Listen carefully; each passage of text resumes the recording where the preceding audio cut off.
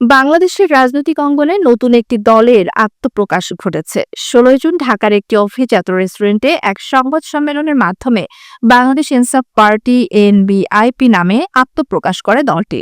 দলটির দাবি, দেশ ও প্রবাসীদের স্বার্থ রক্ষায় এবং আগামী বাংলাদেশ বিনির্মাণে তারা একটি বিকল্প শক্তি হিসেবে কাজ করতে চায়।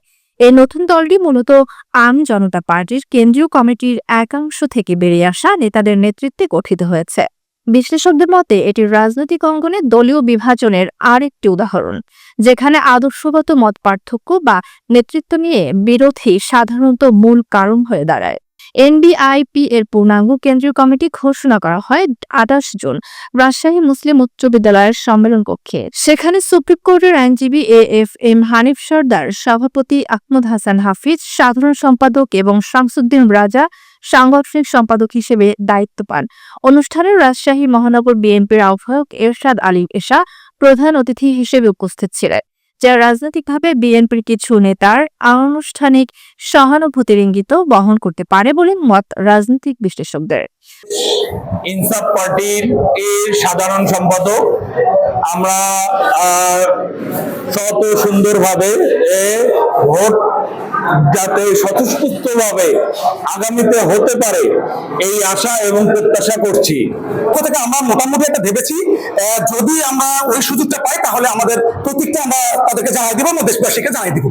কেন্দ্রীয় সদস্য, কিন্তু নতুন বাংলাদেশ ইনসাফ পার্টির আমার খুব ভাইরা, আমার ভোটার ভাইরা, তারা আমাকে সভাপতি নির্বাচিত করেছেন। আল্লাহ পাকের রহমতে আমি বর্তমান সভাপতি। অনুষ্ঠানে বক্তৃতা করেন নবগঠিত দলের নেতৃবৃন্দ এবং উপস্থিত ছিলেন স্থানীয় নেতাকর্মী ও কিছু সাধারণ নাগরিকও।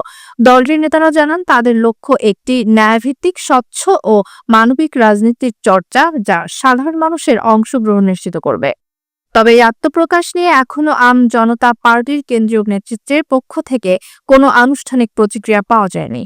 তবে রাজনৈতিক বিশ্লেষকরা বলছেন, বাংলাদেশের ছোট দলগুলো থেকে একাধিক উপদলের সৃষ্টি নতুন কিছু নয়। প্রশ্ন হচ্ছে, এই নতুন দল আদৌ কতটা জনপ্রিয়তা বা রাজনৈতিক প্রভাব রাখতে পারবে। বিশ্লেষকদের মতে নতুন দলের গ্রহণযোগ্যতা নির্ভর করবে এর কর্মসূচি, আদর্শিক দৃঢ়তা এবং রাজনৈতিক পরিসরে কৌশলগত অবস্থানের উপর।